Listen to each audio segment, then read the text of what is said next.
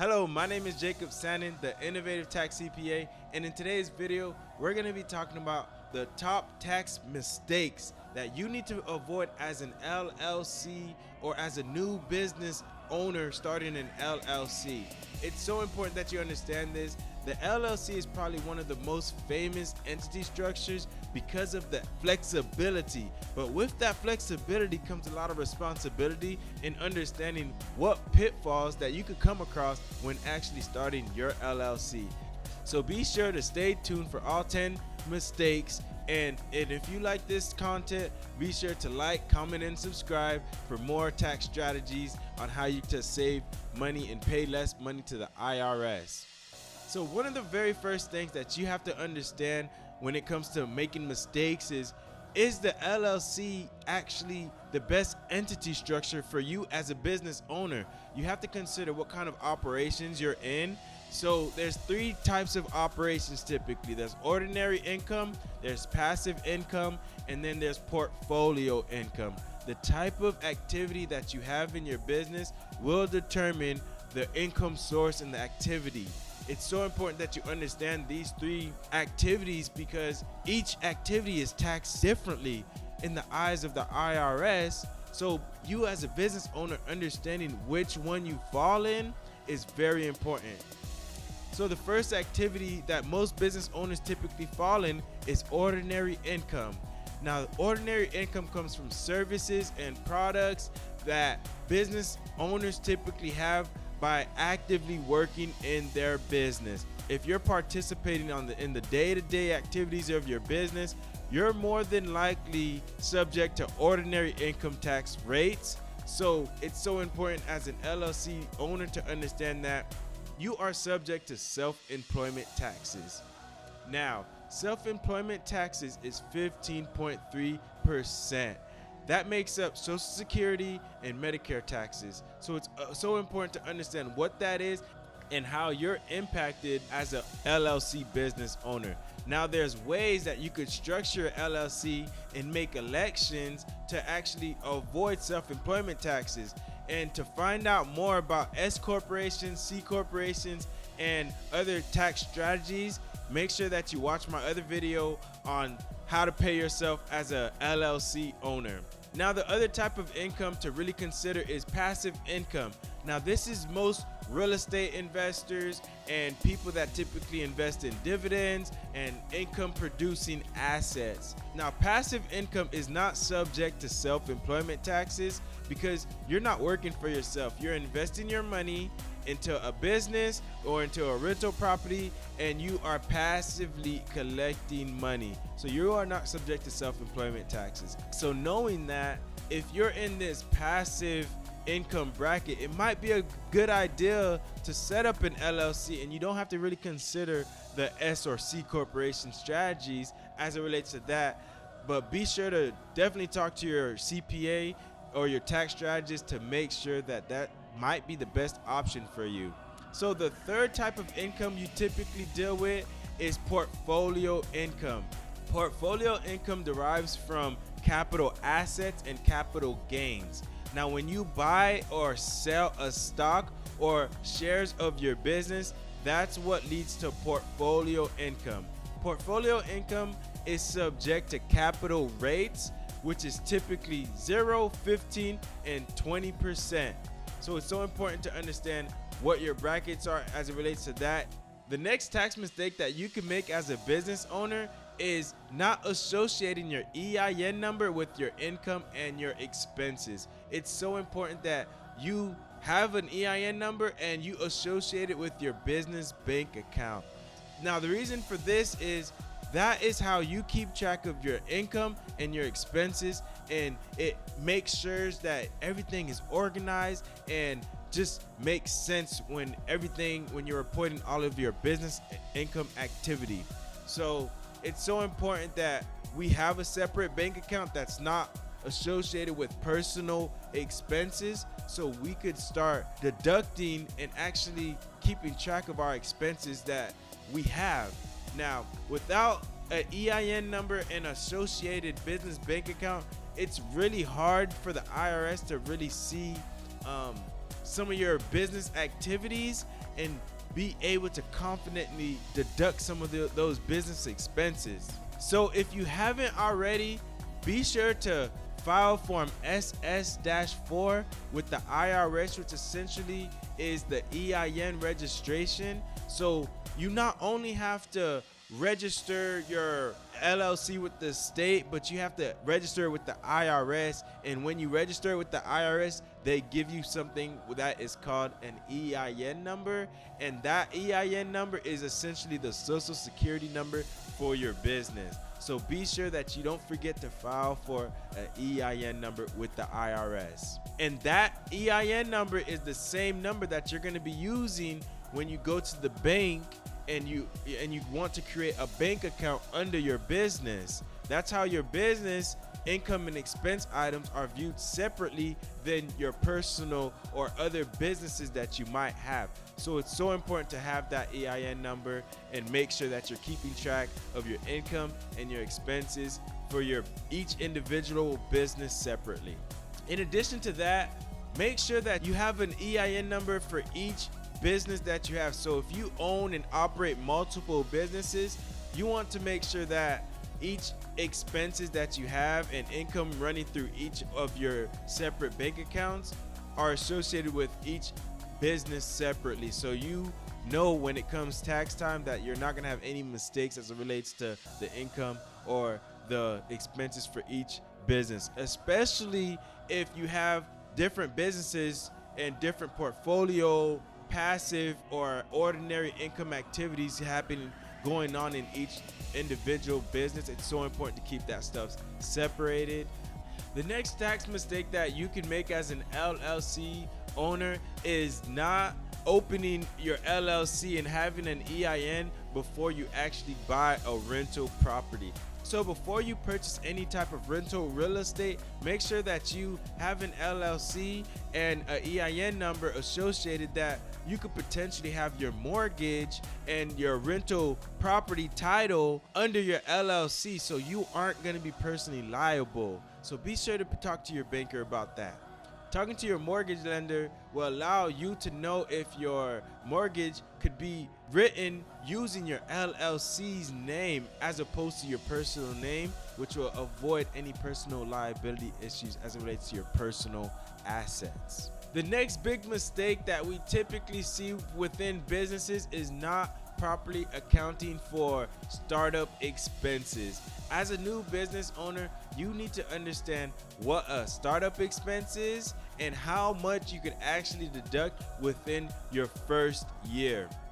So startup expenses are categorized as operational expenses that have been generated prior to you actually making money in your business. So typically it's expenditures that have been accumulated in preparation to actually operating as a business owner. So once your business is operating the way it's supposed to be operating, then it's no longer considered a startup expense, and now you don't have to worry about the limitations.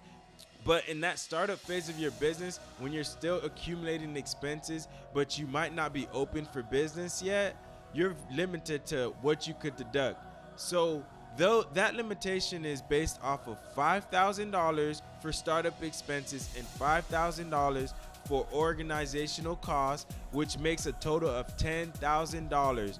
Now, this is if you are within the $55,000 limitation for your startup expenses. If you exceed that threshold, your deductions is reduced dollar for dollar for every expense above that threshold.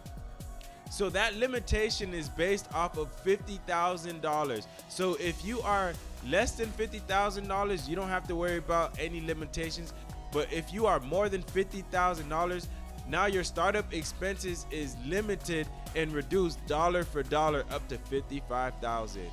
The next business mistake that LLC business owners can make is mixing your personal and your business expense. This is what we call intermingling of funds, which also could be considered piercing the corporate veil. Now, the reason that you typically don't want to do this is because it is a big red flag to the IRS and it really opens up the door for them to really look more into your whole operation to really figure out what actually was deductible. If the IRS comes in and sees all these expenses and you don't have proper documentation, they could easily tell you that something isn't deductible and assess back taxes for underestimating your taxes that you paid throughout the year.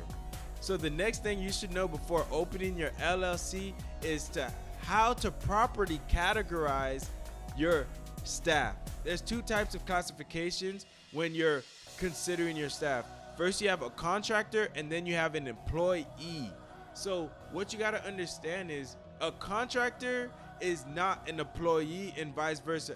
An employee is not a contractor. You have to consider the amount of flexibility and the freedom that your workers have. If you're telling your workers that they need to be to work at a certain time and that you are in control of when they work and how they work, they might not be considered a contractor and they might be a W-2 employee. The reason it's so important to understand the difference is, as an employee, a W-2 employee, when you have people working for you, you have to pay Social Security taxes and Medicare taxes on their behalf. So as a contractor, you're not subject to that. The contractor is responsible for those payroll taxes, and which is considered self-employment taxes. So as a business owner, you need to make sure that you sit down with your CPA, you discuss what kind of staff you have, and ask them, should they be considered an employee or a contractor based off of their role and the amount of authority that you have on them. The next mistake that LLCs typically make is keeping poor records. Now, it's so important. The more tax strategies that you have, the more documentation that you have within your company. I like to say the best tax strategy is great documentation. No matter what, you want to over document.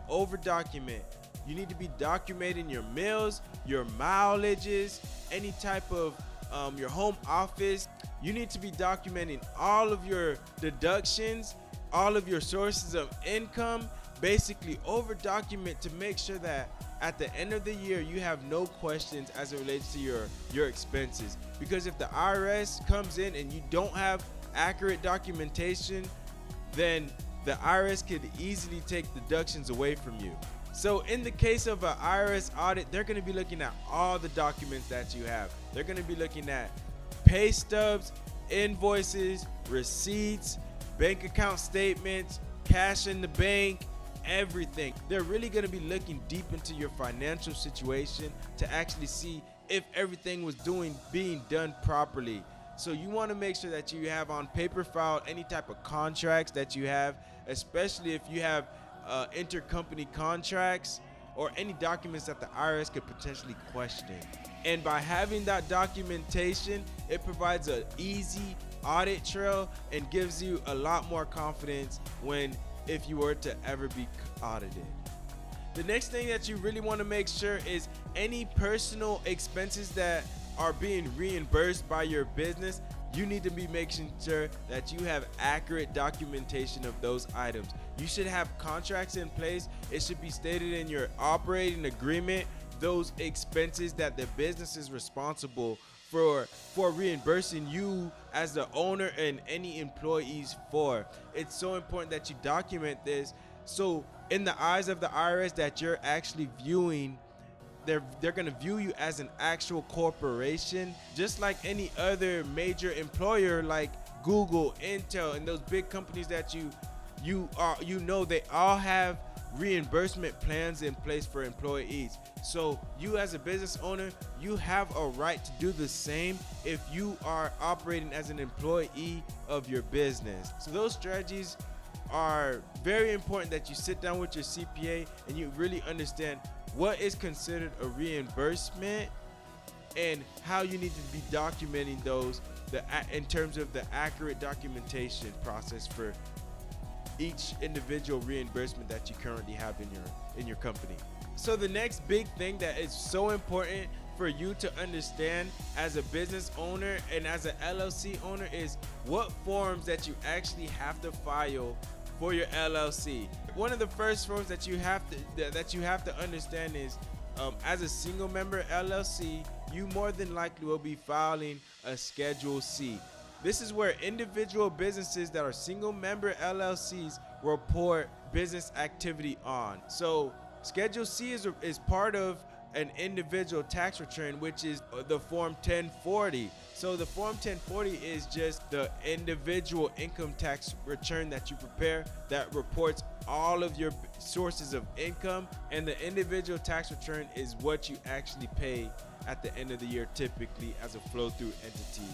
The next type of return, as a multi-member LLC, you're gonna be responsible for filing Form 1065 if you do not make any type of S corp election.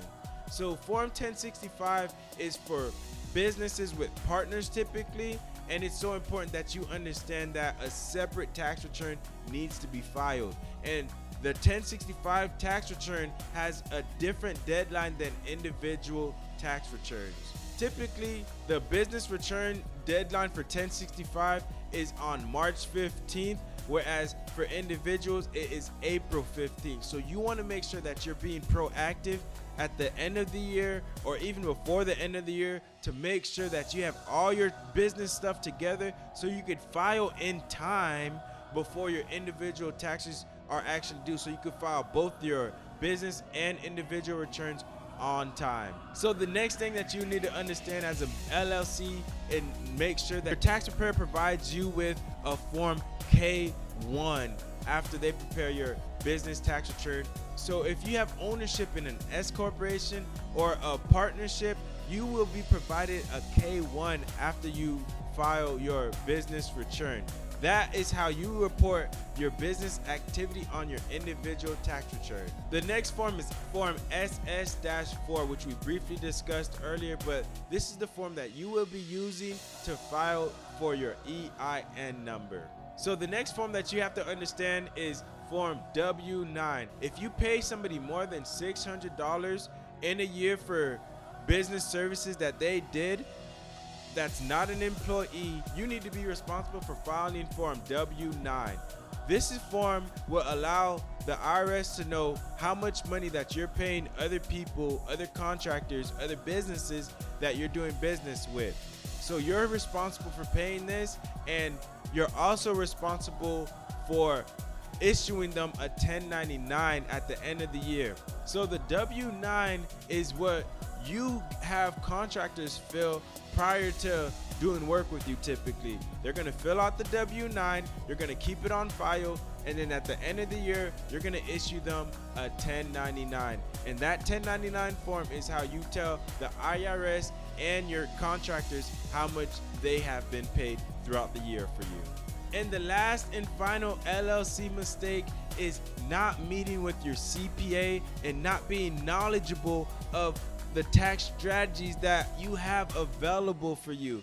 If you're a fast-growing business, you really need to be making sure that you are managing your money, your finances, and one of the best things that you could do is be proactive about your tax savings and your tax strategies, because this is the one thing that is not only the biggest expense typically in your business and personal life, but it's also something that you could easily have control of if you are proactive and you meet with the CPA that is a strategist that you meet with throughout the year, and you just don't have a tax preparer that doesn't necessarily add value to you. That is it for now. If you like this video, be sure to like, comment, and subscribe for more videos and content like this.